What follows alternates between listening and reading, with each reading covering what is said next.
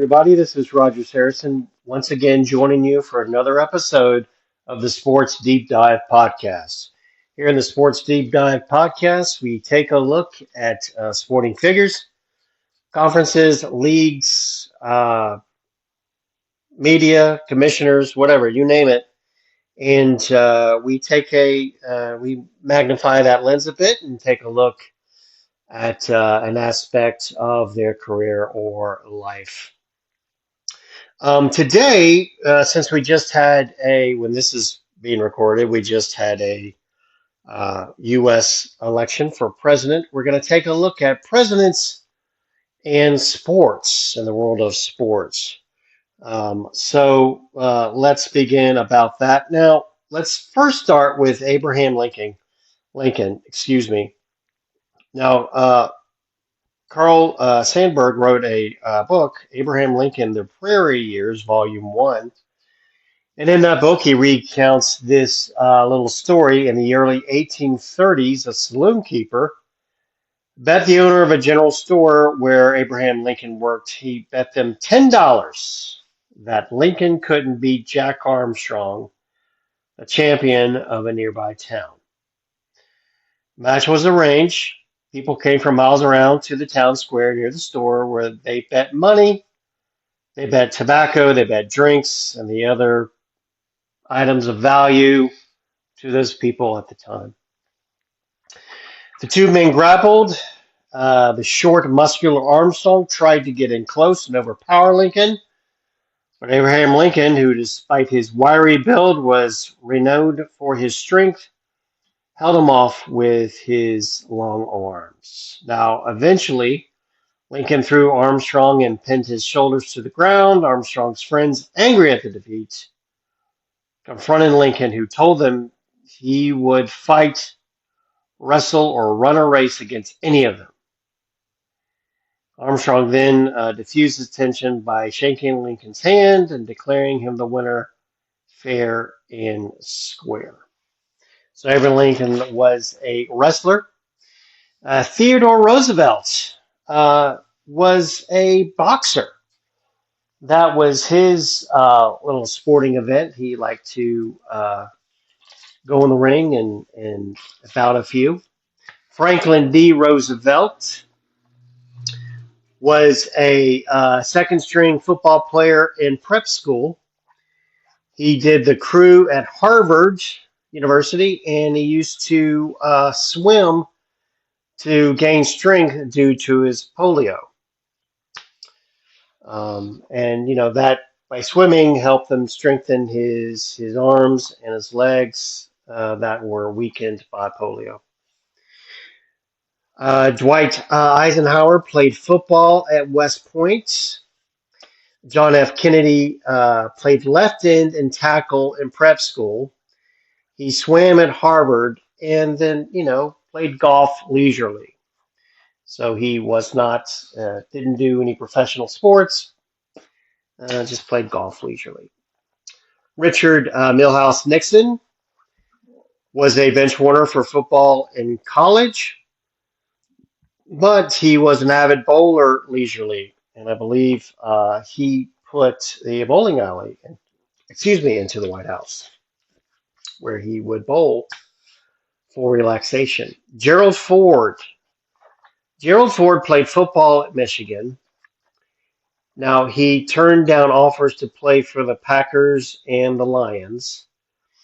Leisurely, he swam every day and played tennis and golf, so he was a very active sportsman. Jimmy Carter played high school tennis. He did basketball in high school and track and field.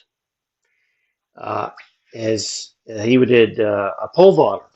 He was a pole vaulter in track and field.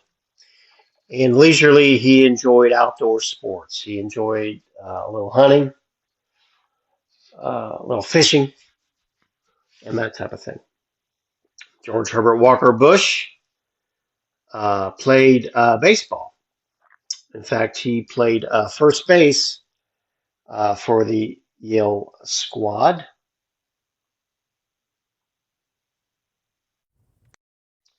Okay, George W. Bush, like his father, played baseball at Yale, but wasn't very good at it. Now, he made the freshman squad as a relief pitcher, but he only got into 3 games, and then he stuck to intramural sports for the rest of his college career.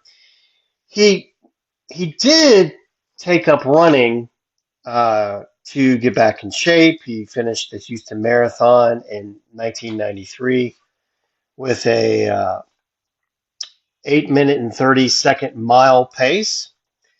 As president, he did a 3 mile race, and he was considered not to be a jogger, but did an actual was an actual runner to, like I said, staying straight. As president, he took up mountain biking, and after he left office in 2009, he began hosting the Warrior 100K, which is a mountain bike event um, in which service members who had been wounded in actions were invited to join him at his ranch in Texas.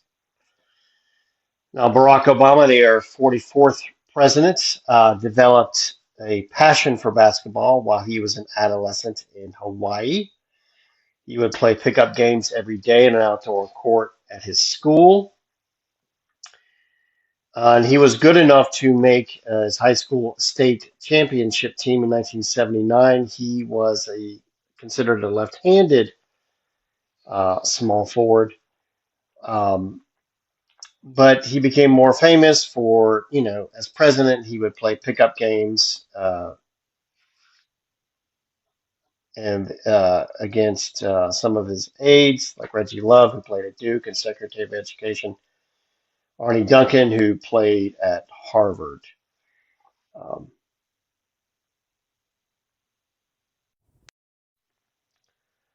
all right.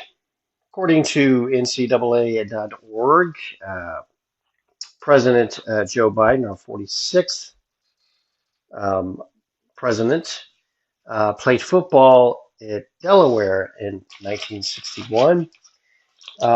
He was on the freshman team at Delaware, but according to him, in his memoir, he wrote that when my first semester grades came out, my mom and dad told me I wouldn't be playing spring football. So he didn't have the grades, and his parents said no. So he then spent a few years focusing on his grades, and then when he was a junior, he wanted to try again to get up on that football team. Um, but then uh, he met Neela Hunter while he was on vacation in Florida. Hunter lived in Syracuse, and Biden was in Delaware, playing at Delaware, and so he had to choose between football and focusing on her. He focused on her, and that became his first wife, Neil Hunter. Now Donald Trump, our 45th, and will be the 47th president of the United States. Played squash and tennis at Fordham, and he did this from 65 to 66. Um, and but he did that, and then he only played 2 seasons of squash and one playing tennis. He then transferred to Penn uh, to finish his degree in economics.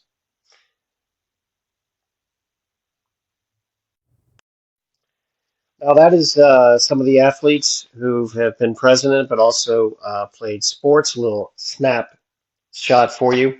The White House has always been involved in sports, from presidents throwing out the first pitch, uh, at baseball games, Major League Baseball games, mostly the Washington teams when the Washington Senators were around. But that period between the last Washington Senators team and the Washington Nationals in 2005, presidents would go to other cities and throw out the first pitch, some from their home town or state, um, some being asked by other teams to throw out first pitches.